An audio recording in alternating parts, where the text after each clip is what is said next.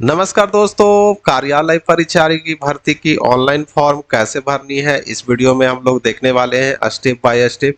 तो अंत तक बने रहिएगा। बिहार स्टाफ सिलेक्शन कमीशन यानी कि बीएसएससी की ओर से कार्यालय परिचारी भर्ती 2025 का लिंक एक्टिवेट हो चुका है। तो चलिए हम लोग देखते हैं कैसे फॉर्म को भरना है बिना देर किए हुए। सिंपली आपको गूगल में सबसे पहले आना है। गूगल में आपको सर्च कर लेना है रोजगार बिहार। तो आपको देखिए यहाँ पे रोजगार बिहार वेबसाइट जो है आपको मिल जाएगी। रोजगार बिहार .com को खोल लेंगे। खोलते ही देखिए यहाँ पे नीचे आपको लिंक मिल जाती है बिहार परिचार बीएसएससी परिचारी भर्ती 2025। तो इसी पे आपको क्लिक कर लेना है। जैसे ही क्लिक करेंगे इसको बंद कर लेंगे। देखिए यहाँ पे पूरी जानकारी आ गई। पूरी जानकारी आप चाहें तो देख सकते हैं, डेट वगैरह। ठीक है, डेट वगैरह शुरू हो चुकी 25 से 26 सितंबर तक चलेगा। 25 अगस्त से 26 सितंबर तक आप फॉर्म भर सकते हैं। 24 सितंबर तक जो है आप अपना पेमेंट जमा कर सकते हैं। अब देखिए यहाँ पे लिंक दिया हुआ है, ऑनलाइन लिंक। बस इस पे आपको क्लिक कर लेनी। देखिए यहाँ पे साइट पे आ गए हैं। यहाँ पे भी देखिए आपको डेट वगैरह दी गई है। ठीक है, डेट वगैरह देख लेंगे। और यहाँ पे देखिए यहाँ नीचे जो है आपको क्लिक हेयर फॉर रजिस्ट्रेशन पे आपको क्लिक करना है। देखिए यहाँ पे एक चीज़ और ध्यान दीजिएगा कि अगर आपका पेमेंट वगैरह फंस जाता है, ठीक है, किसी कारणवश अगर आपका पेमेंट अटक जाता है, तो आप इस नंबर पे संपर्क करिएगा। तभी आपका पेमेंट जो है वो क्लियर होगा। ठीक है, और उसके बाद देखिए अगर कोई टेक्निकल इशू आती है, टेक्निकल कारण से अगर आपका फॉर्म में कुछ दिक्कत हो जाती है, तो आप इस नंबर पे संपर्क करिएगा। ठीक है, अब चलिए यहाँ पे मैं रजिस्ट्रेशन पे क्लिक कर देता हूँ। रजिस्ट्रेशन पे क्लिक करते ही देखिए यहाँ पे फॉर्म जो है खुल चुकी है। और यहाँ पे सबसे पहले आप अपना नाम भरेंगे, कैंडिडेट का नाम, एप्लीकेंट का नाम भरेंगे। फिर जेंडर सेलेक्ट कर लेंगे, मेल फीमेल जो भी हैं। फिर डोमिसाइल अगर आप बिहार के हैं तो यस करेंगे, नहीं तो नो कर देंगे। ठीक है, चलिए मैंने यहाँ पे यस ही रहने देता हूँ। कैटेगरी यहाँ पे सेलेक्ट कर लेंगे, SC ST BC EBC जो भी है, जनरल है तो वो आप सेलेक्ट कर लेंगे। कास्ट यहाँ पे आ जाएगा, कास्ट यहाँ पे सेलेक्ट कर लेंगे अपना। ठीक है, फिर यहाँ पे आ जाएगा आप क्या क्रीमी लेयर से रिलेटेड है, NCL से रिलेटेड है, तो आप यस नो कर सकते हैं। ठीक है, और उसके बाद जो है यहाँ पे आ जाएगा क्या आप दिव्यांग हैं, तो यस नो कर सकते हैं। और यहाँ पे आ जाएगा नेचर ऑफ डिजिबिलिटी। अगर आप दिव्यांग यस करेंगे तो आपको परमानेंट या टेम्पररी या बताना होगा। फिर आ जाएगा क्या आप 40% से अधिक दिव्यांग हैं, तो यस नो कर लीजिएगा। फिर क्या आप भूतपूर्व सैनिक हैं, तो यस नो कर लीजिएगा। फिर आ जाएगा अगर यस करेंगे तो आपको ईयर बताना होगा, कब से कब तक आप सेवा किए हैं, वो सब आपको डेट बताना है। फिर आ जाएगा कि क्या आपके पास एनसीसी का सर्टिफिकेट वगैरह है, तो आप यस नो कर सकते हैं। ठीक है, यस नो कर लीजिएगा यहाँ पे।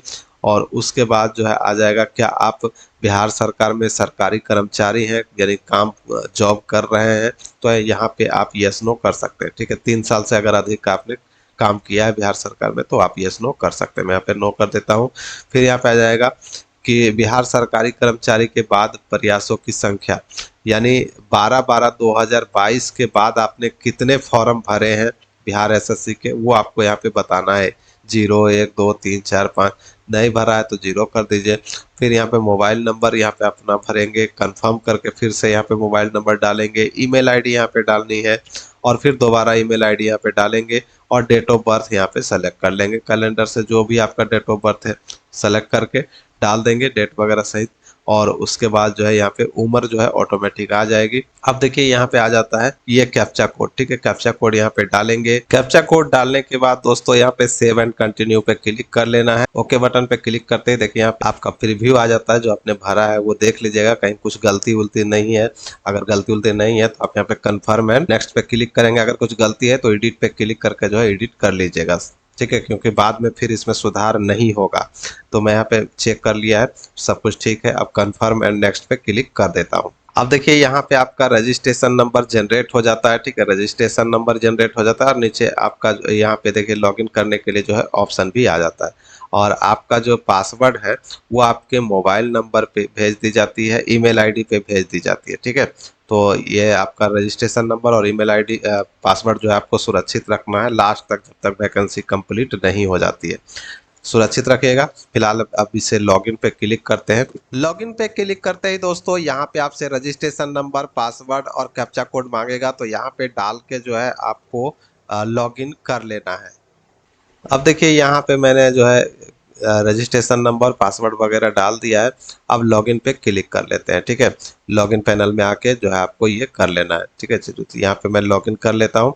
लॉगिन करते ही देखिए यहाँ पे जो है आपको कितने स्टेप में कंप्लीट करना है, तो 1 2 3 4 5 6 और 20 मिनट में ही आपको कंप्लीट करना पड़ेगा फॉर्म को। ठीक है, 20 मिनट से ज़्यादा होगा तो फिर से शुरू हो जाएगा। चलिए यहाँ पे मैंने देख लिया है, सब कुछ ठीक ठाक था।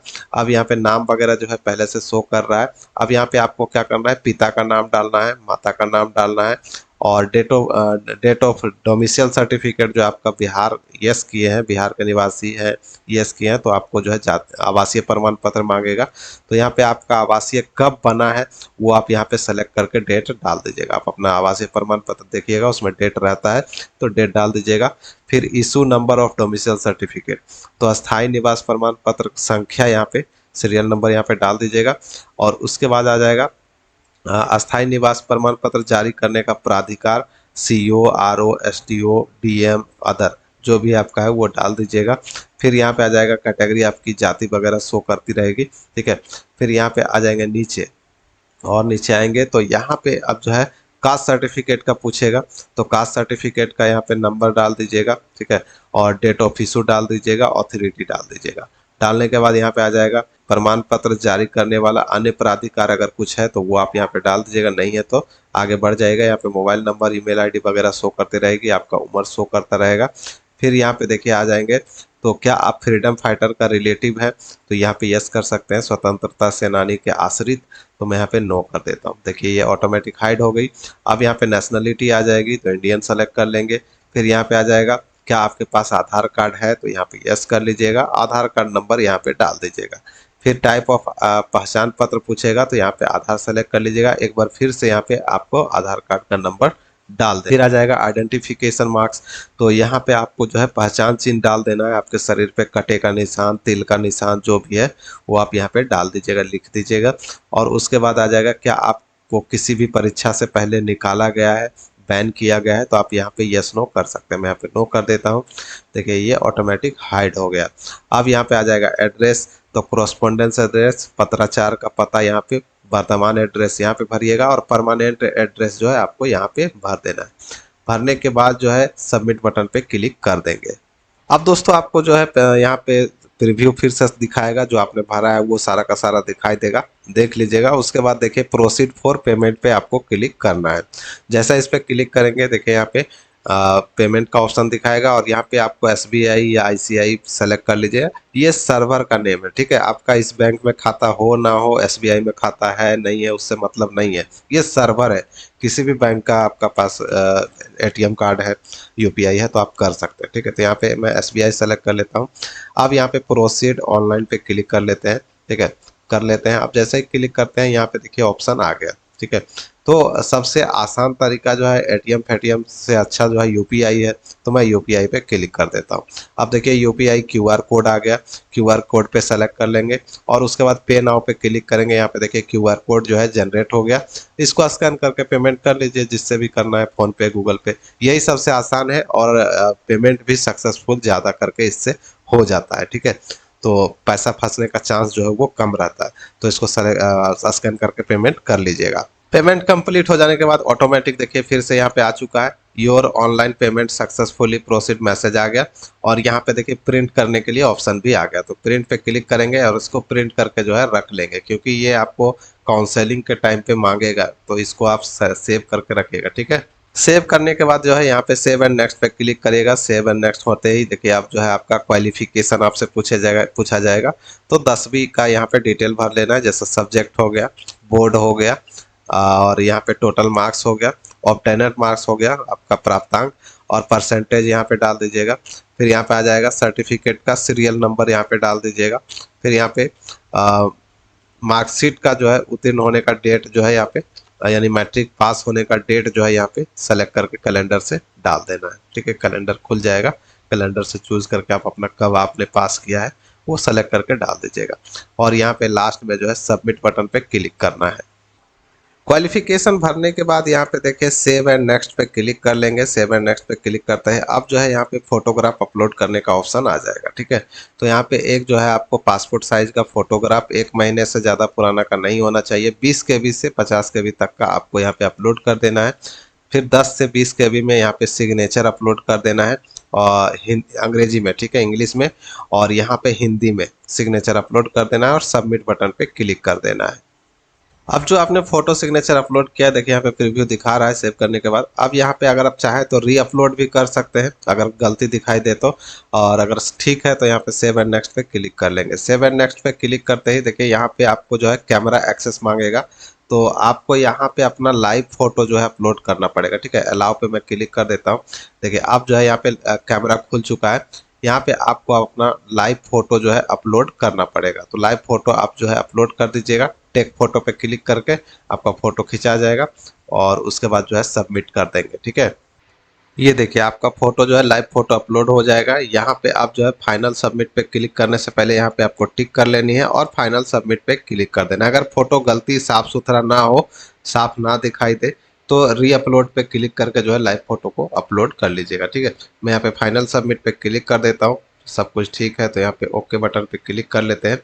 अब देखिए यहाँ पे जो है आपका registration number, password, form ID सब कुछ दिखाई देता है, और यहाँ पे print payment slip, print application slip दिखाई देगा। तो प्रिंट एप्लीकेशन स्लिप पे क्लिक कर लेंगे। अब जो है देखिए यहाँ पे सबका सब जो है प्रिंट आउट आ चुका है। अब यहाँ पे क्लिक कर लेते हैं, जैसा ही क्लिक करेंगे तो आपका प्रिंट आउट आ गया। तो इस प्रकार से जो है फॉर्म को भरना है। यहाँ पे कोई डॉक्यूमेंट अपलोड करने के लिए नहीं कहा जाता है। ठीक है, जैसे मैट्रिक का सर्टिफिकेट हो गया, आवासीय प्रमाण पत्र हो गया, या EWS जाति फाते जो भी सर्टिफिकेट है वो अपलोड करने के लिए अभी नहीं कहा जा रहा। वो बाद में अलग से हो सकता है कहा जाए, जैसे कि बिहार इंटर लेवल में कहा गया था, तो हो सकता है बाद में कहा जाए, या फिर हो सके सीधे जो है काउंसलिंग में आपका जो है सर्टिफिकेट चेक करवाएगा। क्योंकि इसमें सर्टिफिकेट क्या लेगा, मैट्रिक का तो मात्र एक सर्टिफिकेट देना था, इसी कारण से हो सकता है नहीं लिया है।